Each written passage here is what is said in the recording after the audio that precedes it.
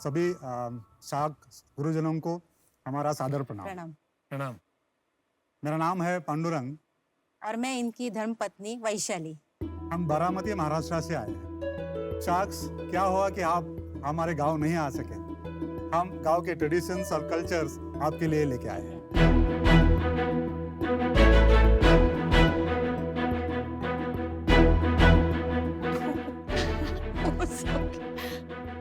वाह वाह, हमारा नेता कैसा हो, अश्नी ग्रोवर जैसा।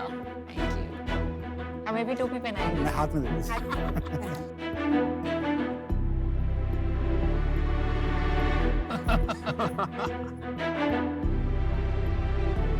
शाक्स, आपने अक्सर ये देखा होगा, एक डॉक्टर का बेटा डॉक्टर बनना चाहता है, एक एक्टर का बेटा एक्टर बनना चाहता है, सही बात। और तो और एक पॉलिटिशियन का बेटा भी नेता बनना चाहता है। कभी आपने ये सोचा है कि किसान का बेटा किसान क्यों नहीं बनना चाहता? किसान का जीवन कोई आसान नहीं हो। कभी बारिश की प्रॉब्लम, कभी सूखे की प्रॉब्लम, कभी फैसिलिटीज ना होने की प्रॉब्लम। मैं खुद किसान का बेटा हूँ। पिताजी हमेशा बोलते थे कि इसमें कुछ बदलाव ला सके। 12 साल पुणे में काम करने के बाद हम गांव वापस आए और 2003 में मैंने और वैशाली ने शुरू किया कृषि पे आधारित पर्यटन, एग्री टूरिज्म।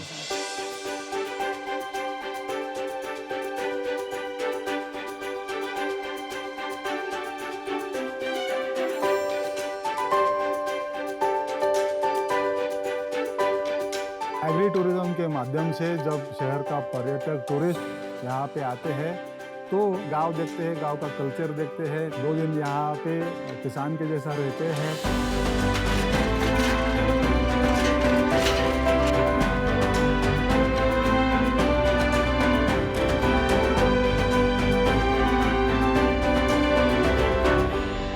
खेलना कूदना, गाय का दूध निकालना, बावड़े में नहाना, खेत में थोड़ा काम करना। हमारे जो टूरिस्ट लोग के जो छोटे छोटे बच्चे हैं उनको हम लोग बोलते हैं कि आप ये नेचुरल पत्थर ढूंढ के लेके आओ, फिर हम उन्हें यहाँ पे पेंट ब्रश वगैरह सब देते हैं और उनको ऐसे पेंट करके सुंदर सुंदर डिजाइन बना सकते हैं। और इसी माध्यम से शहर में रहने वाले जो टूरिस्ट हैं वो गांव के मिट्टी से जुड़ जाते हैं, एक बचपन लौट आता है उनका। देखते देखते महाराष्ट्र में आज 600 किसान हमारे साथ जुड़े हैं। तो 600 किसानों को 2018-19 में 7 लाख टूरिस्ट ने विजिट किया है और 53 करोड़ रुपए का इनकम उनको प्राप्त हुआ है। आज हम यहाँ 50 लाख रुपए इन्वेस्टमेंट चाहते हैं और उसके बदले 5% इक्विटी आपको देना चाहते हैं। ये इन्वेस्टमेंट इसलिए चाहते हैं कि आज हिंदुस्तान में 15 करोड़ फार्मर है। 1% भी अगर फार्मर उसमें जुड़ जाता है तो कम से कम 15 लाख आज फार्म हो सकते हैं। और पिछले साल 23 करोड़ लोगों ने डोमेस्टिक टूरिज्म किया है, उसमें से 1% भी अगर हमारे साथ बुकिंग आता है तो आप सोचिए कितना बड़ा अपॉर्चुनिटी है।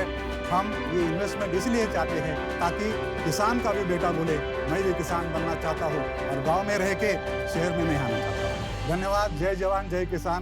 धन्यवाद। धन्यवाद। बहुत बहुत अच्छी बात। पांडुरंग आणि वैशाली, हो, तर मला तुमची पिच खूपच आवडली थँक्यू, धन्यवाद। आणि तुम्ही सांगतात ना लय भारी आणि I am from Pune which is very close to Baramati. Yes. मैं एक माँ की तौर से बोल सकती हूँ कि ये आने वाली पीढ़ी को भी ये जानना बहुत जरूरी है कि 80% इंडिया विलेजेस में रहते हैं। जी हाँ, तो ये जी विलेज हाँ। लाइफ होता क्या है, जी एग्जैक्टली। तो ये भी आप एक बहुत अच्छी बात कर रहे हो।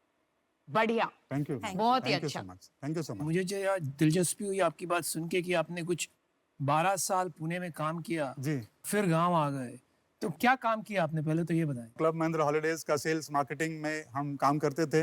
Very good. तो एक बाजू में टूरिज्म का टेक्निकल नॉलेज और एक बाजू में हार्डकोर फार्मर वहाँ पे काम करता हो खेती में, इसीलिए उसका कॉम्बिनेशन करके एग्री टूरिज्म हमने लॉन्च किया।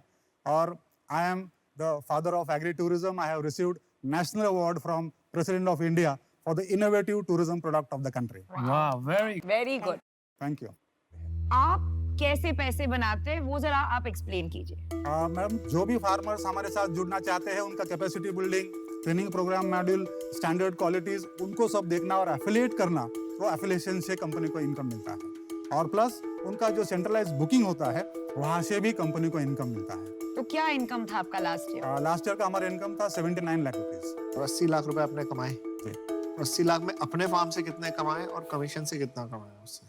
सर उसमें से अप्रोक्सीमेटली अराउंड 30 लाख रुपए हमारा फार्म से आया। आपके पास कैसे आते हैं लोग, कस्टमर कैसे आते हैं? सोशल मीडिया से और वर्ड ऑफ माउथ से ही ज़्यादा अभी टूरिस्ट हमारे पास आते हैं। लास्ट ईयर मेरा फार्म में अगर देखेंगे आप ऑलमोस्ट 23 कंट्रीज से लोग आए हैं और हमारा फोकस इंटरनेशनल टूरिस्ट है ही नहीं, हमारा फोकस है डोमेस्टिक टूरिस्ट। आप अगर पुणे से मेरे फार्म में आते हैं, 2 दिन हमारे पास रहते हैं और जाते टाइम आपने मेरे से गेहूँ खरीद लिया, राइस खरीद लिया, प्लस आपने क्राफ्ट खरीद लिया, तो हमारा जो एक प्रॉब्लम है किसान को प्राइस नहीं मिलता। तो अगर ये प्राइस मुझे मिलता है खेत में ही, गांव में ही, तो मैं क्यों शहर में मेरा कृषि माल लेके आओ बेचूं? हर फार्मर जी साल का कितना कमाता है ये काम से? अप्रोक्सीमेटली 15 to 16 लाख रुपए के आसपास आता है। और उसके दूसरे काम से कितना आता है? खेती से कम आता है। बिकॉज अगर समझो फॉर एग्जांपल 5 एकड़ का खेती है तो 5 एकड़ में से ज्यादा 2.5 लाख रुपया कमाता है। मतलब 5-10 गुना उसका टूरिज्म इनकम के बढ़ माध्यम जाता माध्यम से, है हाँ। आपसे जुड़ने के बाद। जी सर। कमाल की बात। जी सर। तो अगर फार्मर का चल जाता है ये, तो जी। वो अपना प्रॉपर्टी को आपके थ्रू क्यों डालेगा? वो मतलब ट्रैवल बुकिंग वेबसाइट पे डाल के ज्यादा बिजनेस नहीं बढ़ाना चाहेगा?